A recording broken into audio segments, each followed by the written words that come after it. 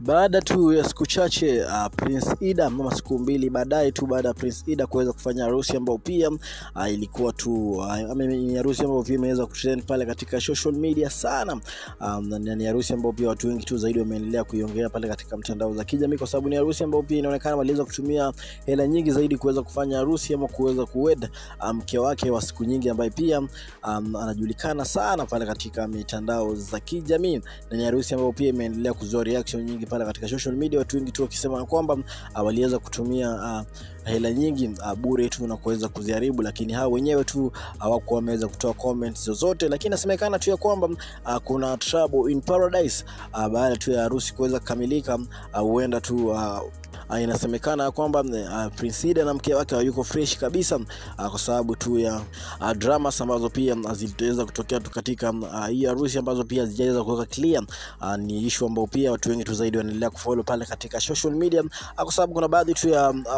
blogger fulani alikuwa amepredict akaweza kusema kwamba hii harusi imeweza kutumia hela nyingi zaidi, lakini haitaweza kulast sana, kitu ambacho pia watu wengi tu zaidi wameendelea kumtag pale katika social media, ikisemekana kwamba inaonekana tu aliweza kupredict right, kwa sababu inasemekana kwamba hayuko fresh kabisa baada tu ya issue nzima ambayo pia iliweza kutokea kwa hiyo harusi, ambayo pia haiko clear ni kitu gani kiliweza kutokea, lakini inamhusisha tu mama fulani hiyo ambaye pia aliweza kujitokeza. Na ni issue ambayo pia tutakuwa tuna follow pale katika social media kuweza kujua zaidi kutoka tu kwa Prince Ida, ambaye pia sasa hivi tu baada tu ya harusi kuweza kufanyika ameweza kaa kimya kabisa, hajaweza kutoa statement yoyote kuhusiana tu na wedding, baada tu ya watu kuweza kumwingililia pale katika social media wakisema tu ya kwamba aliweza kutumia tu hela nyingi zaidi na harusi ambayo pia watu wengi tu walikuwa wanafikiria labda haingeweza kufanyika, kitu ambacho pia kimeweza kuzua reaction nyingi pale katika social media, baadhi tu ya content creator wakimponda sana Prince Ida kwa kuweza kufanya harusi. Na hiyo issue nzima kuweza kutokea tu kuweza kusemekana kwamba hayuko vizuri tu na mke wake siku chache baada ya harusi, ni kitu ambacho pia watu wengi tu zaidi pia wanaendelea kutoa reactions zao pale katika social media,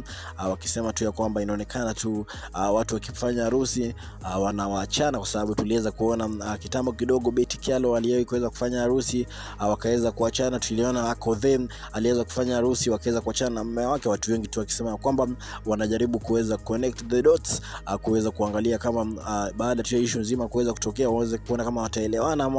ama wataweza kuachana, na labda itakuwa tu funzo kwa watu wengi zaidi ambao pia wanafikiria in future wataweza kufanya harusi. Ni issue ambao pia tutakuwa tunafuatilia tu pale katika social media katika Udaku 254 actually kupatia story ambazo za trend mitandaoni. Una make sure umesubscribe baby wa baby now, alafu huyu ni baby